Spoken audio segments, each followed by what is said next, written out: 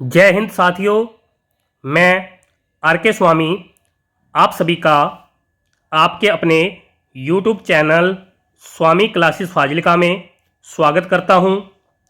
साथियों, आज हम प्रमुख लेखक सीरीज शुरू करने जा रहे हैं, जिसके अंतर्गत आज हम चंद बरदाई जी का विस्तृत अध्ययन करेंगे। प्यारे साथियों, आज की जो क्लास है पीजीटी हिंदी, टीजीटी हिंदी और मास्टर कैडर हिंदी की दृष्टि से बहुत ही महत्वपूर्ण होने वाली है। इसलिए वीडियो के अंत तक जुड़े रहें। वीडियो को लाइक और शेयर अवश्य करें। अगर आप हमारे YouTube चैनल पर नए हो तो चैनल को सब्सक्राइब करें, बेल आइकन को अवश्य दबाएं ताकि आप तक नई क्लास का नोटिफिकेशन पहुंच सके। तो शुरू करते हैं आज की क्लास। आज हम नंबर 1 पर लेखक चंद बरदाई जी का अध्ययन करेंगे। चंद बरदाई जी का जन्म काल कुछ पुस्तकों में 1168 ईस्वी तथा कुछ पुस्तकों में 1148 ईस्वी मिलता है। यानी कि चंद बरदाई जी का जन्म काल कुछ विद्वान 1168 ईस्वी मानते हैं तो कुछ विद्वान 1148 ईस्वी मानते हैं। अगर सर्वमान्य मत के अनुसार देखें तो चंद बरदाई जी का जन्म काल 1168 ईस्वी ही माना जाता है। चंद बरदाई जी का जन्म स्थान लाहौर, पाकिस्तान माना जाता है।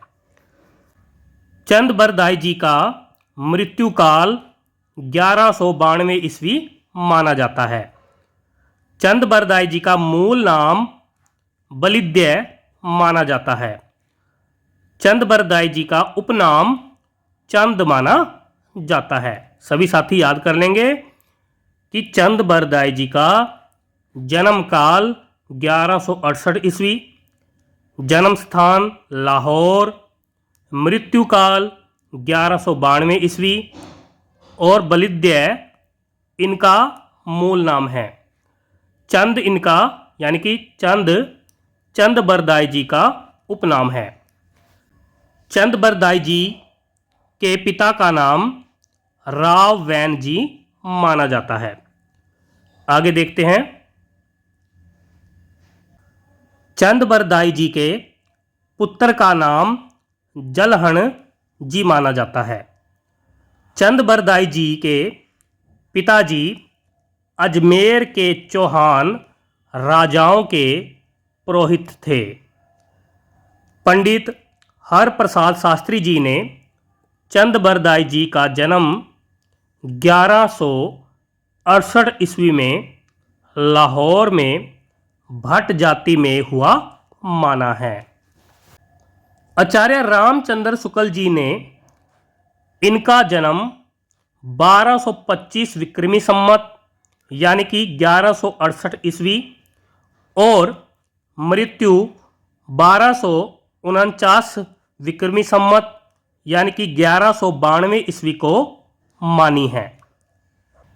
ये यानी कि चंद बरदाई जी भारत के अंतिम हिंदू सम्राट पृथ्वीराज चौहान जी के मित्र राजकवि और हिंदी के आदि महाकवि के रूप में विख्यात थे। सभी साथी याद कर लेंगे। आगे देखते हैं। ये यानी कि चंद बरदाई जी जाति से राव या भट्ट थे। चंद बरदाई जी पृथ्वीराज चौहान जी के मुख्य दरबारी कवि थे। यानी कि चंद बरदाई जी जो हैं पृथ्वीराज चौहान जी के दरबार में कवि थे। पृथ्वीराज चौहान जी तथा कवि चंद बरदाई जी के बारे में कहा जाता है कि ये दोनों मित्र एक ही दिन जन्मे और मरे थे। महाकवि चंद बरदाई जी 60 भाषा, कौमा व्याकरण, कौमा काव्य, कौमा साहित्य, कौमा छंद शास्त्र, कौमा ज्योतिष, कौमा पुराण, कौमा नाटक आदि विषयों में पारंगत थे। जलंधरी देवी जी के इष्ट से ये अदृष्ट काव्य रचने में भी निपुण थे। छप्य छंद चंद बरदाई जी का अपना प्रिय छंद है, यानी कि चंद बरदाई जी का छप्य छंद प्रिय छंद माना जाता है। आगे देखते हैं। शिव सिंह सैगर जी ने शिव सिंह सरोज ग्रंथ में चंद बरदाई जी को छप्यों का राजा कहा है। सभी साथी याद कर लेंगे, यह तथ्य बहुत ही महत्वपूर्ण है, अक्सर परीक्षा में पूछा ही जाता है। चंद बरदाई जी को छप्यों का राजा शिव सिंह सैगर जी ने कहा है।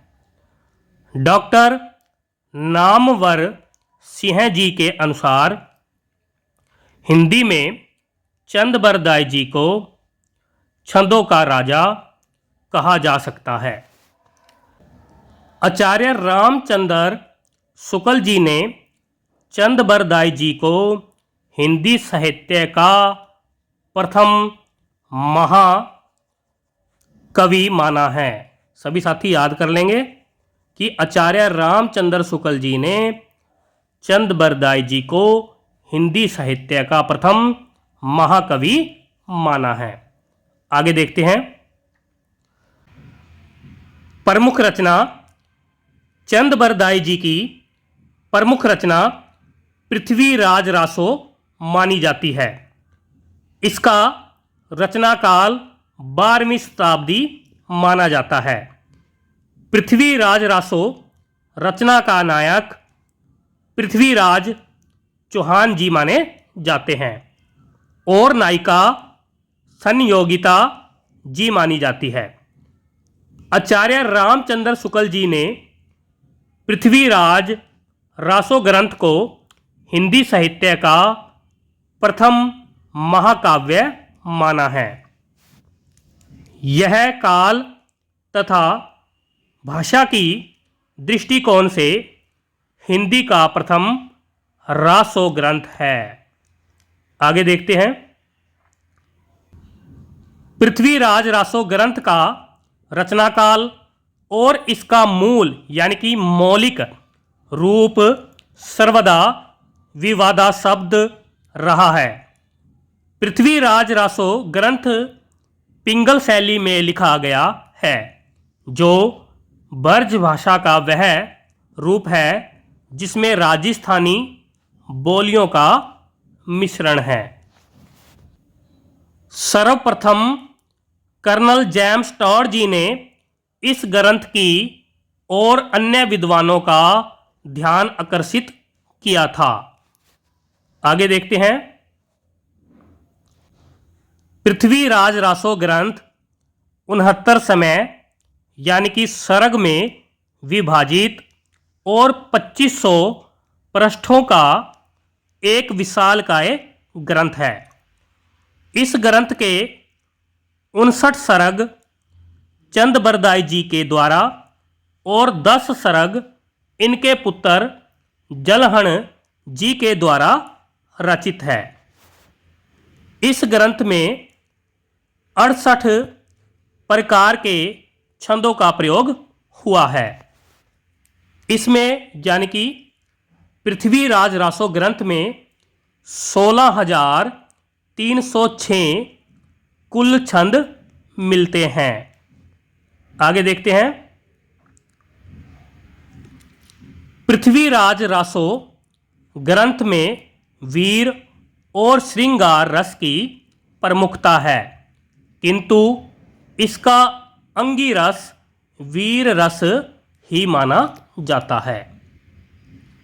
आगे देखते हैं।